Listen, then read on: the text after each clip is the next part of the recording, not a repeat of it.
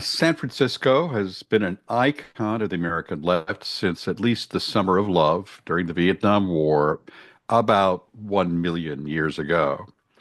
That icon status is changing as we speak.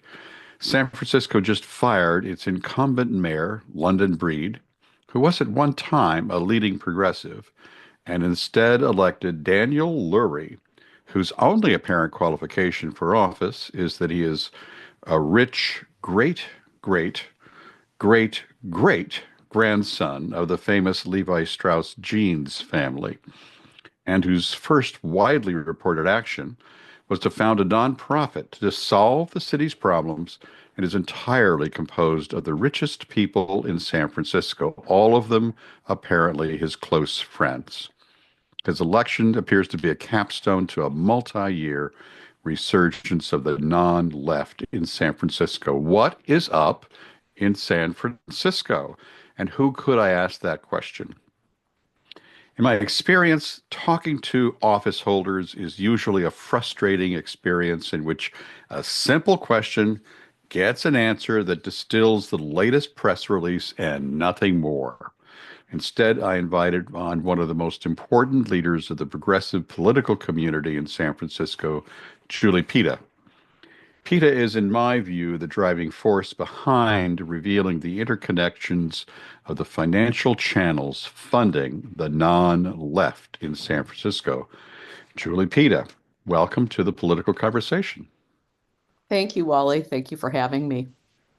So, could we just get acquainted for a moment here? In general, what led you into political life? What led me into political life was I had been a journalist, and so I really couldn't be very deeply involved in the electoral process. But after my retirement, I live out here in a very quiet neighborhood with, I honestly see very few um, thorny problems out here, and yet there were campaigns fueled by lots and lots of outside money that tried to present my neighborhood as being ridden with crime, um, just lawless. And it struck me that the greater the amount of money, the worse the rhetoric. So I became involved. And one thing led to another. I met some like-minded folks, and we started the Phoenix Project. And why Phoenix? It is the symbol on the flag of San Francisco, Phoenix rising from the ashes. This is a city that, in 1906 was nearly leveled by an earthquake and fires and came back stronger than ever. It's a city, I know later on we'll talk about a particular ballot measure that was designed to soften the effects of the boom and bust cycles. But this is a city that's been beset by boom and bust cycles since the gold rush. Hmm. So, can you just give us a summary of where you think the most crucial findings are of your research with the Phoenix Project? That there is a handful of very wealthy individuals. Um, it's kind of the intersection of the tech industry, oligarchs, the folks we see now surrounding Donald Trump, and the real estate industry, which has been a longtime player in California and San Francisco politics. It's those two forces that have come together to create this interconnected web of organizations. They try to present themselves as grassroots. They have these anodyne, even aspirational names like Neighbors for a Better San Francisco, Together SF. How could you not get behind names like that? And really, what they are is a mask for some highly wealthy individuals. Neighbors for a Better San Francisco was started by a Republican mega donor named William Oberndorf, who does not even live in the city, he lives in Marin County. Together SF, which recently pulled the plug on its activities was started by Michael Moritz, a billionaire tech investor. These are not grassroots organizations. These folks were hiding behind these organizations to try and swing San Francisco to the right.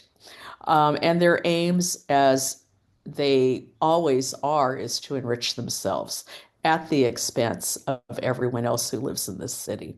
They do not want to pay for their fair share for supporting a city that has made them exceedingly wealthy. So, leaping right into it, there was a in the recent election in 25. Mhm. There was a ballot measure on the ballot, which really puzzled me when I pulled it up from the San Francisco website, Measure M. Without me saying anything else about that, talk us into what that was about. Measure M was a fairly well-intended ballot measure, but there became problems with it, which I'll get into. It was the idea of changing how we tax businesses. And again, it was to soften the boom and bust cycles that have hobbled San Francisco government because they're dependent on this tax. It's very important. It's actually a collection of taxes on businesses.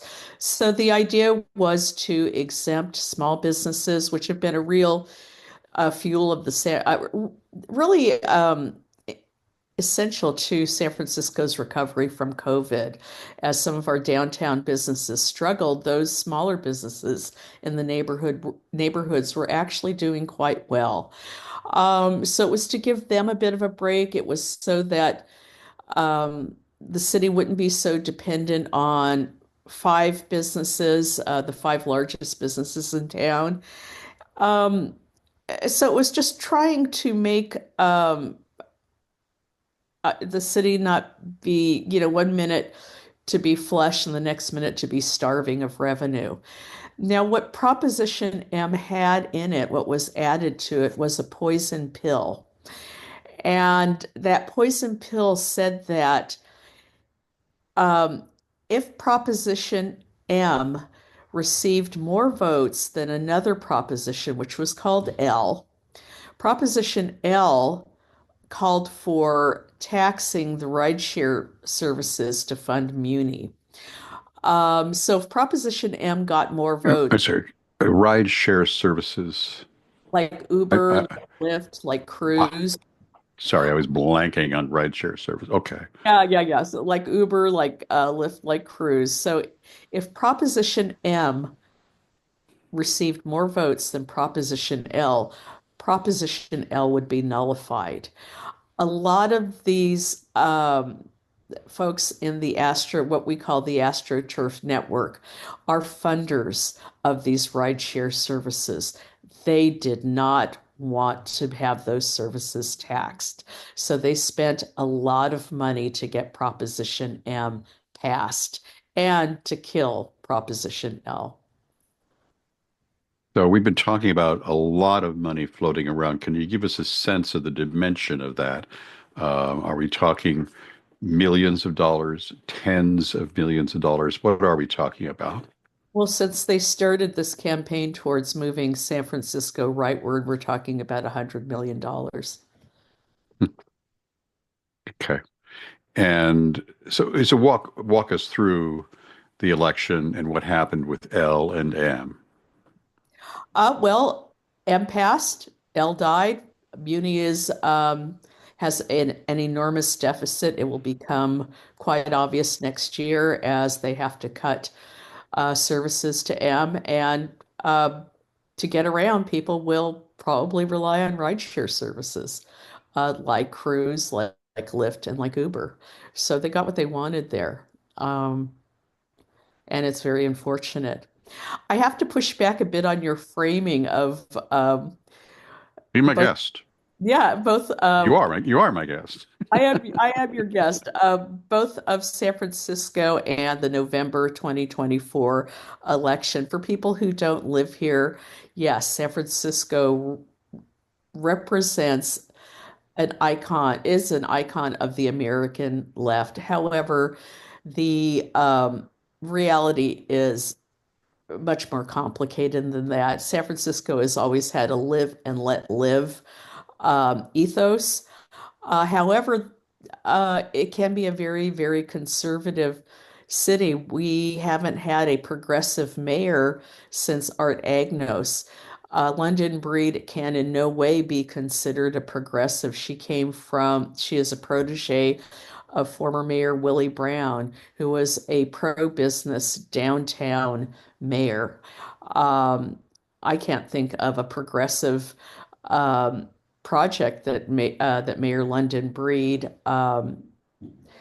really backed. Why she went down is that she was from my understanding, is that she was a very, very poor manager, and she made also an extreme error. She basically, to get some pro-police projects moved through the Board of Supervisors and also to convince voters to pass some pro-police measures that were on the ballot, she presented San Francisco as lost to crime, as a cesspool. Hmm. Well, it happened under her watch, so who's to blame? It was a strategic error. I am very surprised that the people around her allowed her to do that. Yeah.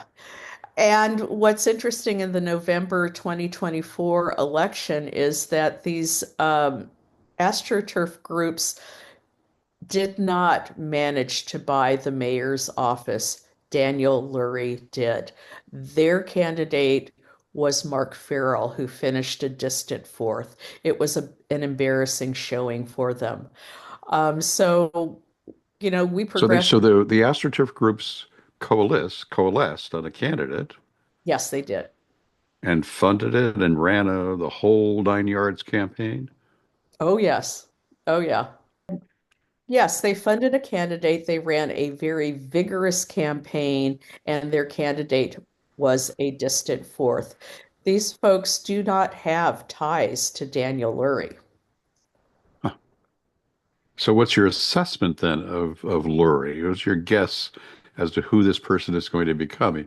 Let me tell you, as a complete outsider, other than the fact I spent 3 years in San Francisco during law school, um, he looks like a very unknown quantity. He absolutely is an unknown quantity. We're all trying to figure him out. He seems to be cut from the neoliberal mold. He's leaning on What worries me is he promised to talk to everyone in San Francisco. It seems like he's most comfortable talking to people very much like himself. So he's Okay. already what was funny is he's already set up two different commissions of very wealthy business leaders um, to advise him. And I mean, my reaction was, really, this was necessary. I mean, as though wealthy business leaders don't have access to Don't city have hall. access, right? I guess, sorry, Yeah, that's kind of a knee slapper there, that one.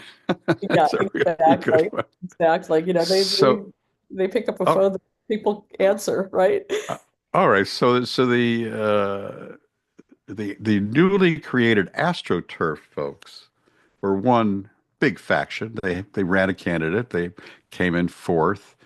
Lurie came in and spent a few dollars, I would guess, to become elected mayor. Were there 6 people in the city of San Francisco who knew his name before the campaign? No, they knew of No. Levi Strauss. It's one of he. They knew that he was one of the storied old families. I saw him grow as a campaigner during the race. I was in the audience at the very first mayoral debate, and he seemed very unprepared, very callow, younger than his years. But he grew in confidence, and I think after the combative politics of Mayor London Breed, people wanted a nice guy, and he came across as a nice guy. Aaron Peskin, who was the candidate I had most hoped would win, unfortunately has some baggage of being combative. The AstroTurf candidate, Mark Farrell, Um, Came across as a member of the old guard, Irish Catholic, pro-police, pro-business, and a bit of a brawler himself. Lurie came across as measured. Hmm. Uh, and people, I think, wanted to hope for the best. I mean, that Chronicle editorial kind of said it all. It essentially said that we don't know much about him, but let's give him a shot So that because was we an don't. endorsement. That was an Yeah, right. endorsement Yeah, editorial. yeah. No, Let's I give him just a shot was. because we don't like the other guys all that much. How did, I'm curious, living in San Francisco, you become well aware that there are real neighborhoods. This is not anything, it doesn't resemble suburbia at all. Each has its very distinct personality, not just politically, but in style and tone and tenor. And it's one of the attractive things about San Francisco. When you were talking about Prop M, and the need for there to be a tax adjustment so that the small businesses can thrive. It really struck me because when I lived in San Francisco, one of the very attractive things about the city was the vigorous small business population that existed is full of interesting people opening up small shops and with their own idea of how to get ahead. It was a fun city to walk around in. Give us a sketch, if you would, about what you think the dominant neighborhoods were in the election and where they fell out. I think the West Side, where I live, uh, became a real powerhouse during this election. These Is are that what I would have called the Sunsets District? the Sunset and the Richmond. I happen to live in the Richmond district. Okay. So it's the two neighborhoods out here surrounding Golden Gate Park. They're Yeah. very diverse neighborhoods. They have large Chinese American and Asian American populations. They tend to lean a bit more conservative. Daniel Lurie did Yeah. exceedingly well out here. Yeah. Um, yeah. And right now we have another, it's kind of a post-election indigestion. There was a measure on the ballot called Proposition K, which closed a main artery out here, the Great Highway. And it was placed on the ballot by a newly elected supervisor named Joel Ingardio out in the Sunset. Ingardio was an AstroTurf candidate, and he ran on law and order issues and unseated the incumbent. But what he didn't dwell on is that he is from the so-called YIMBY faction. So he wants to see the West Side upzoned. He wants to see closed streets. He now has been targeted for a recall. People feel like they have been duped by Joel Ingardio. And if that measure, they need to get 10,000 signatures to get the recall on the ballot. They're very, very close. They've got another month or so to go. If that thing gets on the ballot, he will be recalled. You heard it here first. People are furious. And that kind of cuts to the core of where the AstroTurf network's tensions are with the people of San Francisco. Most of these folks come from that YIMBY branch. They want to see hyper development in the city. They want to see a lot of residential development in the neighborhoods. They want to see closed streets. They want to see more space given over to uh, cyclists. They're going to come up against longtime residents who want none of those things. Yes, they liked the pro law and order stuff, but they don't like the rest of this agenda. So the Yes in My Backyard, YIMBY movement, are you folding that into the business-oriented movements that you are suspect? Well, it's basically, it's not so much the big business, it's the AstroTurf network. A lot of those folks are actually technology investors either privately or through venture capital firms. And they are hardcore YIMBYs. What they don't talk about with upzoning and massive redevelopment is how much displacement it will cause, not only of longtime residents, but also of small businesses. We should stop and just make clear to folks who may not be familiar with the term YIMBY. Explain to folks what we're talking about. YIMBY is this notion called, it's short for Yes in My Backyard.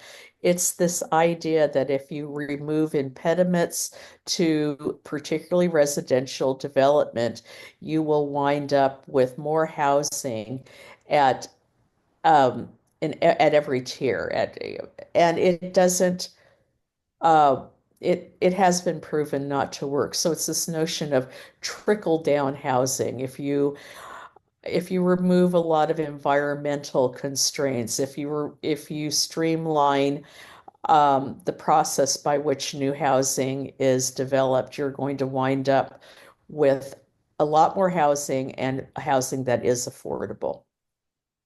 So Ezra Klein and David Thompson have a new book out Yes. entitled Abundance.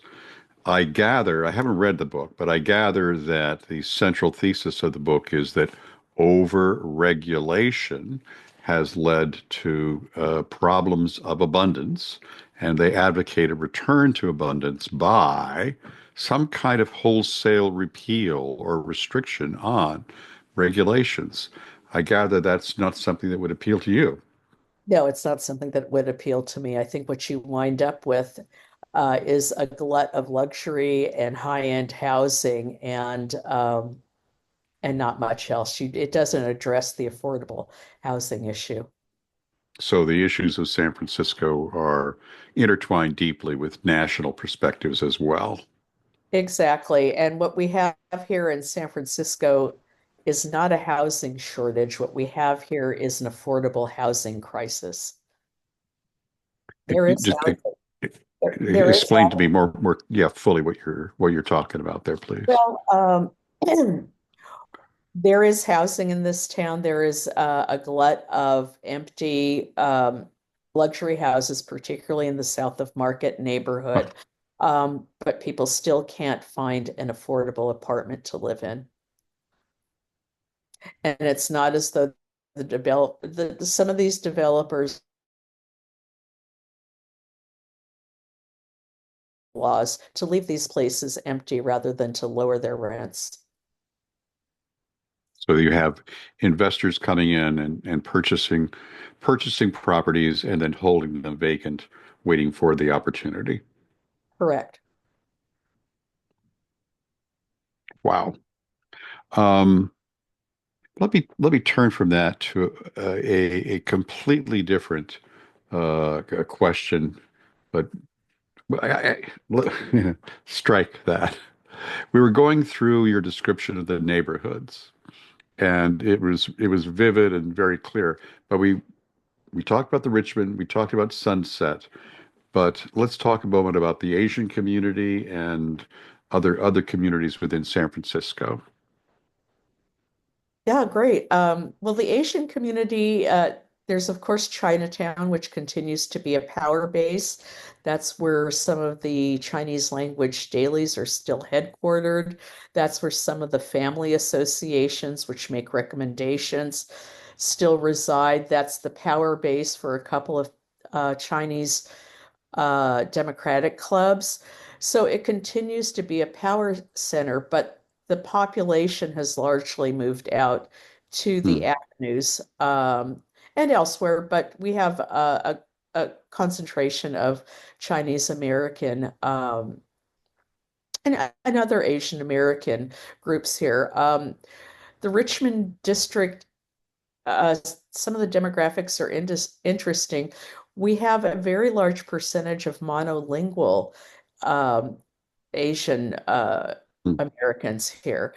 Our supervisor, Connie Chan, is actually an emigre from Hong Kong.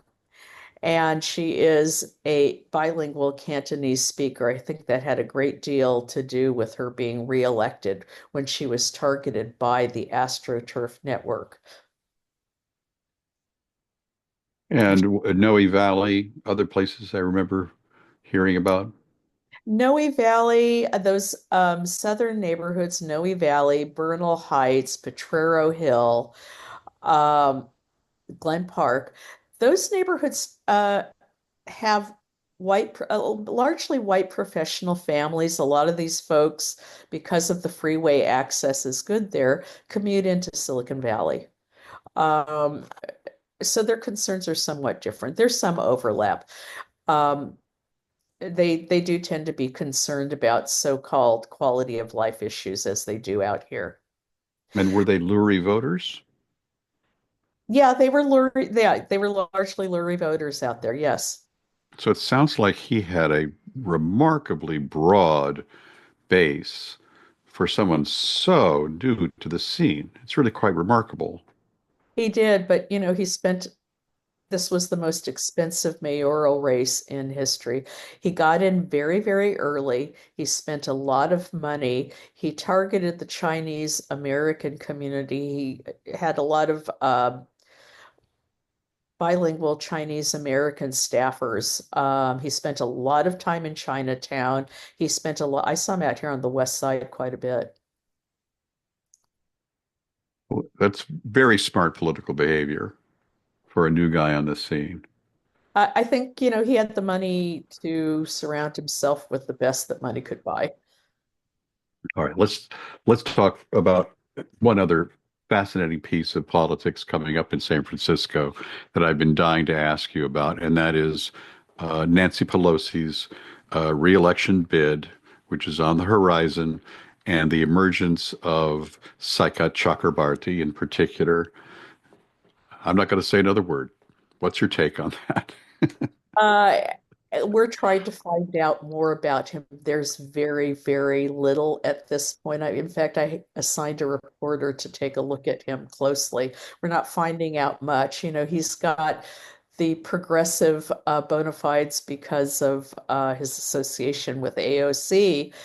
That said, I think he is a YIMBY. He gave money to Bilal Mahmood, who unseated Dean Preston in the Haight District 5, and he gave money to Michael Lai, who lost to labor organizer Cheyenne Chen. But again, Michael Lai has a lot of connections to the YIMBY movement.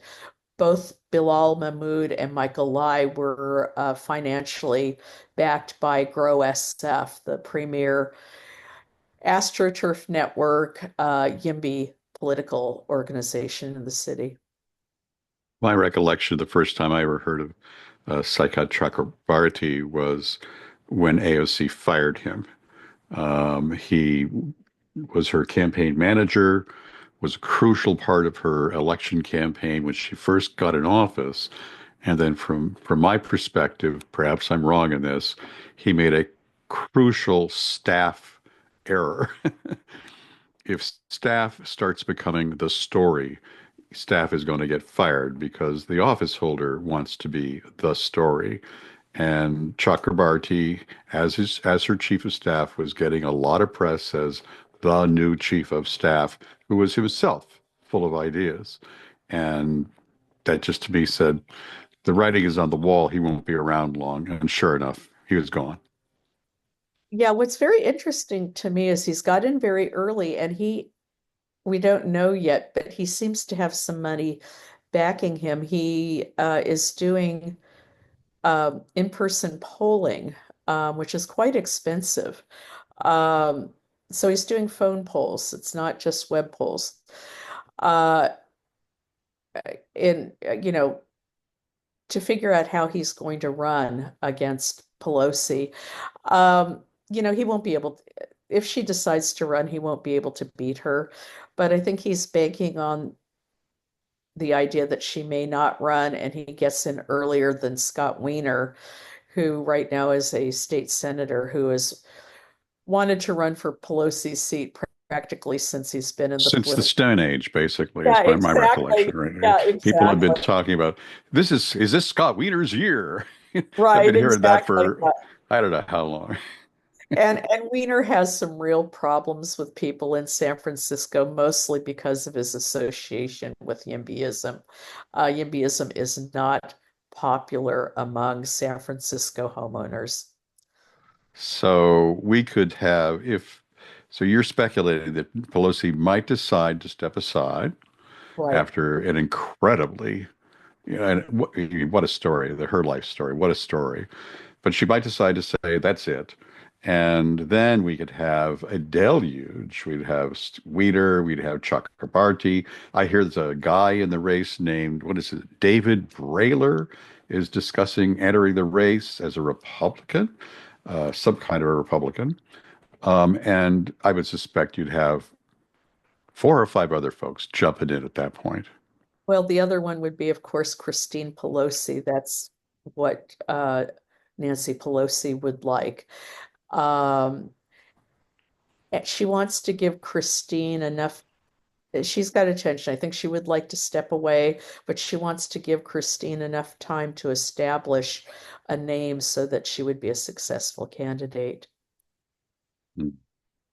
That's going to be a tall order if it's this round. It's going to be a very tall order if it's this round. I suspect that she will run again to allow Christine some more time to become a real presence.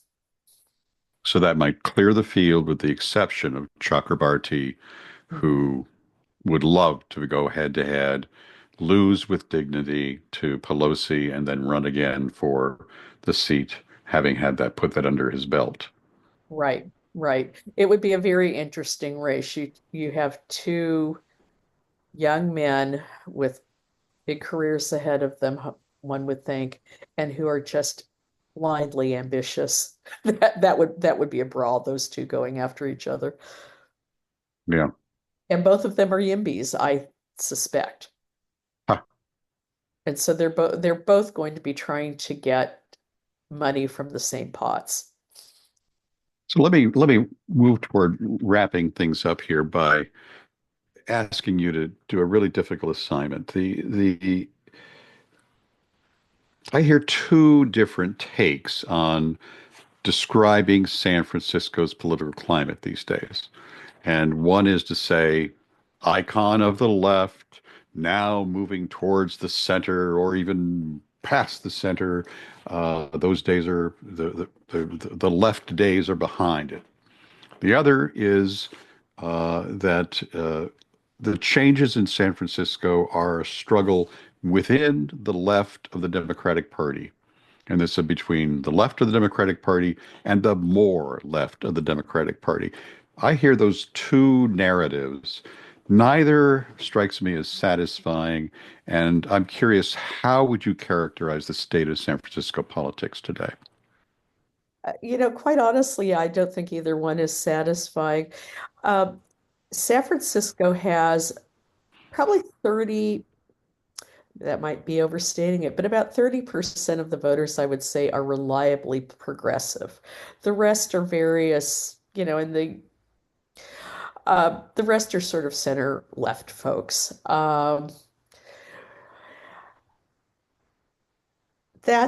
I think what happened was we kind of punched above our weight class in um, when Chesa Boudin was elected to be district attorney, when we got a progressive majority on the school board, when we got a progressive majority on the board of supervisors, it was inevitable there would be a backlash that the moneyed folks in San Francisco would not allow that to stand. I think the difference in San Francisco politics is the amount of wealth that's concentrated in a few hands. And these folks, I look at, I just think they just don't want to share. They just want it all.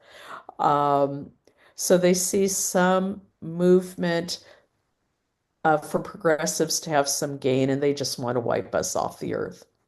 You know, You we refer, sorry. Yes. You referred a moment ago to Chase Bodine, and most folks listening to the podcast won't clearly get the reference. It's a fascinating story. Would you tell us this saga of Chase Bodine in San Francisco politics? Yeah, Chesa Boudin was a very progressive district attorney who was elected with the class of progressive district attorneys that came into office after the murder of George Floyd. It was a moment. He was an underdog. He was running against a longtime prosecutor who was far more traditional, and he won in a squeaker of an election. Um, I like Chesa very much, and I supported what he was trying to do. COVID-19 happened, and what has happened historically with criminal justice movements is they move forward and then there's some devastating event that causes people to lose their nerve. Hmm. In this case, it was COVID-19. And it was this AstroTurf network that saw their moment in COVID-19 and went after Chase, even though he had only been in office for about a year when they came after him and targeted him for recall, based on what they were saying was crime was out of control and it was all because of this DA. He hadn't been in office long enough to affect crime statistics. He really hadn't been. Um, there was a backlash, and this backlash was fueled by the money in the AstroTurf network. Um, that backlash happened with the school board right before Chesa. They got they said they saw their moment. They saw their moment and they took it with both hands. The incumbent district attorney was overwhelmingly reelected, if I got my stats. Brooke Jenkins, is that right? Yes, correct. And like in the 60% vote, she was up for Yeah, reelection. Yeah, yeah, that's she was. that's that's very significant. I mean, that's it's hard to buy 60% of the vote. Right. Nobody wanted to run against her because she has big money backers. So you got a young man without a lot of experience who ran against uh, Brooke Jenkins because all the more obvious candidates just said they would take a hard pass on it. Well, we were going to get into your description of how you see San Francisco politics headed. What is your thought now? My thought now is a moment for the left to organize. We see some real weaknesses in the AstroTurf network, some real fissures across that community. I think that their guy out in Joel Engardio, the supervisor out the west side, will be going down. They didn't get their mayoral choice. They put a lot of money behind something called Proposition D. They assumed that Farrell was a shoo-in, their candidate for mayor. Proposition D would have handed him extraordinary power. We already have a strong mayor form of government. Proposition D would have weakened the police commission, would have weakened the board of supervisors, and um, would have concentrated a lot of power in the executive branch. What does this sound like? Well, it sounds like what's going on in Washington, D.C. These people have authoritarian tendencies. Well, thank you for joining us today. Great. Thank you. Thank you for having me.